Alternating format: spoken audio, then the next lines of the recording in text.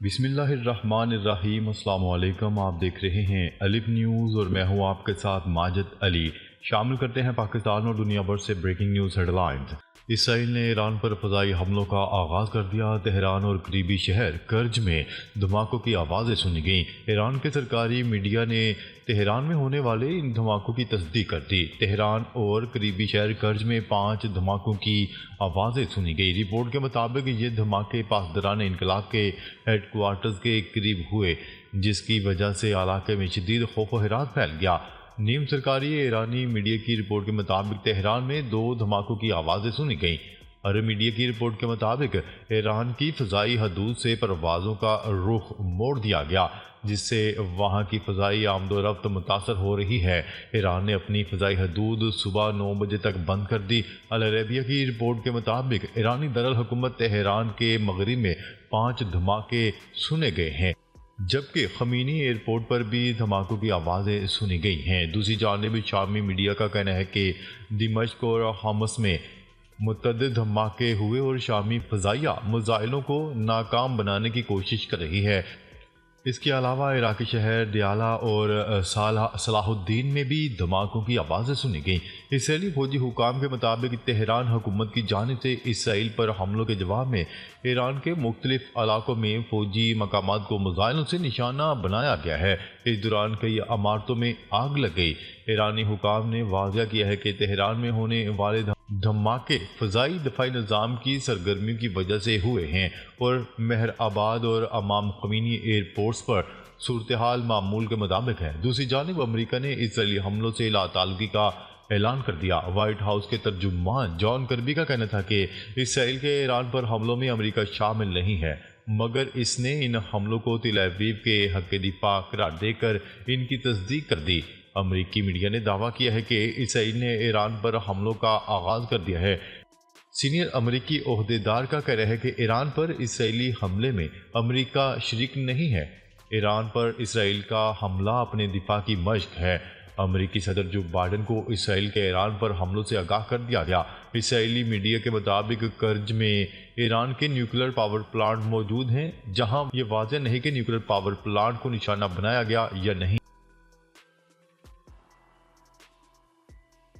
خبر کے اگلے حصے میں بات کرتے ہیں۔ ایران کی فضائی حدود اسرائیلی حملے کے بعد کمرشل پروازوں کے لیے بند۔ ذرائع کے مطابق صورتحال کے پیش نظر Pakistan air traffic control Pakistani حدود میں آنے والی فضائی ٹریفک کو سختی سے مانیٹر کر رہا ہے۔ ایران کی فضائی حدود کی بندش سے پروازیں ایران کے بجائے مسقط کی فضائی حدود سے گزر رہی ہیں۔ ایرانی فضائی حدود پاکستانی وقت کے مطابق کل صبح 10:30 بجے تک بند رہیں گی۔ ذرائع کا مزید کہنا ہے کہ مغربی سیما سے پاکستان کی فضائی حدود کی طرف آنے والی تمام پروازوں کی سخت مانیٹرنگ کی جا رہی ہے۔ ہر پرواز کو سخت مانیٹرنگ کے بعد پاکستان ایئر ٹریفک کنٹرول اجازت دے رہا ہے۔ کسی بھی مشکوک پرواز کو پاکستانی فضائی حدود میں آنے کی اجازت نہیں دی جائے گی۔ خبر کے اگلے حصے میں بات کرتے ہیں۔ اسرائیلی فوج نے مزید کسی کارروائی کی صورت میں ایران کو خبردار کر دیا۔ اسرائیلی فوج نے ایران کو مزید کسی بھی کارروائی کی صورت میں سنگین نتائج سے خبردار کر دیا۔ اسرائیلی فوج کے ترجمان کی جانب سے جاری بیان میں کہا گیا ہے کہ اسرائیل کے حملے کے بعد اگر ایران کی جانب سے مزید کوئی نئی کارروائی کی گئی تو اسے اس کی بار قیمت چکانا ہوگی۔ فوجی ترجمان کا مزید کہنا تھا کہ ہمارا پیغام واضح ہے، اگر ایرانی حکومت کشیدگی کے نئے دور میں داخل ہونے کی غلطی کرتی ہے تو پھر ہم جواب دینے کے لیے مزید تیار ہوں گے۔ ترجمان نے مزید کہا کہ وہ تمام قوتیں جنہوں نے اسرائیل کو دھمکیاں دیں اور اسے خطے میں کشیدگی کے ایک نئے دور میں گھسیٹنے کی کوشش کر رہی ہیں، ان سب کو بھاری قیمت چکانا پڑے گی۔ دوسری جانب امریکی صدر جو بائیڈن کی انتظامیہ نے تصدیق کی ہے کہ اسرائیل نے ایران میں متعدد فوجی اہداف کو نشانہ بنایا ہے، جبکہ اس دوران کسی آبادی پر حملے نہیں کیے گئے۔ جو بائیڈن انتظامیہ کا کہنا تھا کہ امریکہ اسرائیل کے مخصوص اہداف کو نشانہ بنانے کی کارروائی سے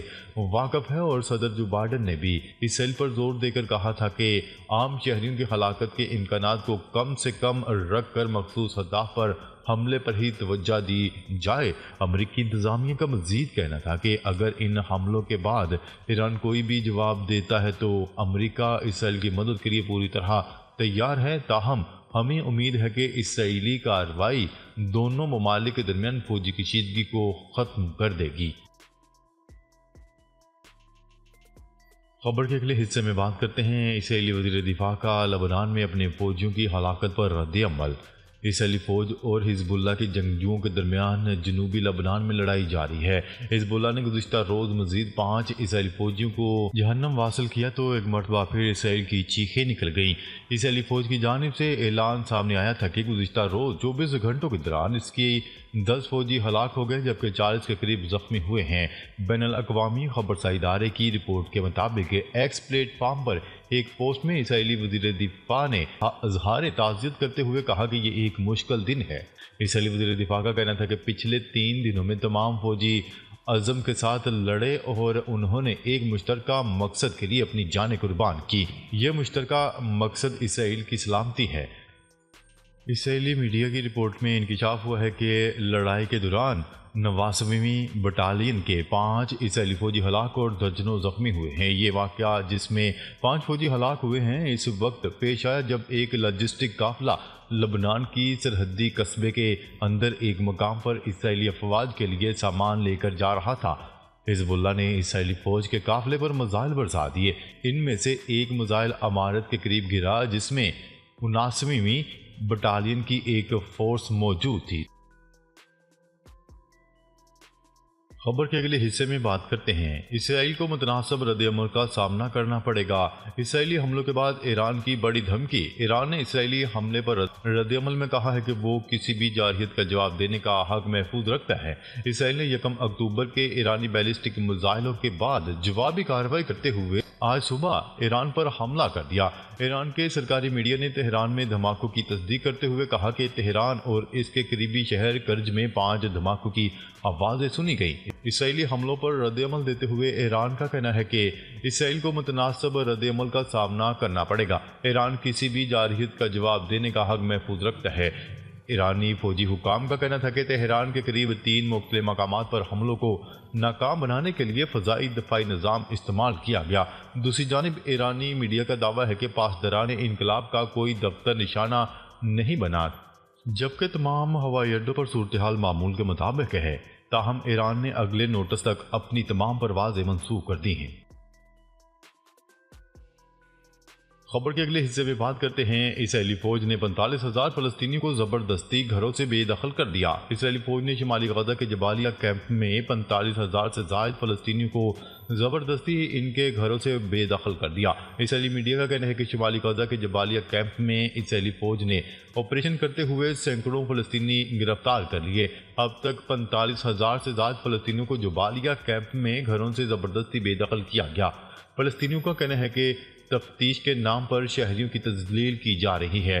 میڈیا رپورٹس کے مطابق جبالیہ کیمپ کے مردوں کو سرد موسم میں گھنٹوں نیم برہنہ حالت میں میدان میں کھڑا رکھا جاتا ہے۔ غزہ کی وزارت صحت کا کہنا تھا کہ اسرائیلی فوج شمالی غزہ کے آخری فعال ہسپتال پر چھاپے کے دوران سینکڑوں طبی عملے مریضوں اور بے گھر افراد کو یرغمالی بنائے ہوئے ہیں۔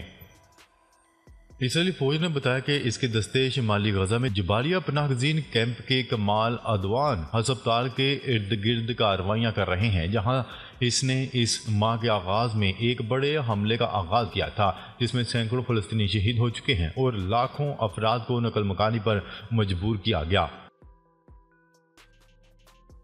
خبر کے اگلے حصے میں بات کرتے ہیں لبنان FATF ٹاسک فورس کے گرے لسٹ میں شامل۔ FATF ٹاسک فورس نے لبنان کو گرے لسٹ میں شامل کر دیا۔ اس بین الاقوامی کرائم واچ ڈاگ کا کہنا ہے کہ لبنان کو واچ لسٹ سے نکلنے کے لیے FATF کی پالیسیوں اور اصلاحات پر عمل درآمد کو ممکن بنانا ہوگا۔ لبنانی حکام نے FATF سے نرمی کی درخواست کی تھی۔ گرے لسٹ میں شامل کیے جانے والے دیگر ممالک میں الجزائر، انگولا، آئیوری کوسٹ ہیں، جبکہ سینیگال کو گرے لسٹ سے نکال دیا گیا۔ ناظرین، اب تک کے لیے اتنا ہی۔ مزید خبریں لے کر بہت جلد آپ کی خدمت میں حاضر ہوں گے، تب تک کے لیے اپنا خیال رکھیے گا۔ اللہ نگہبان۔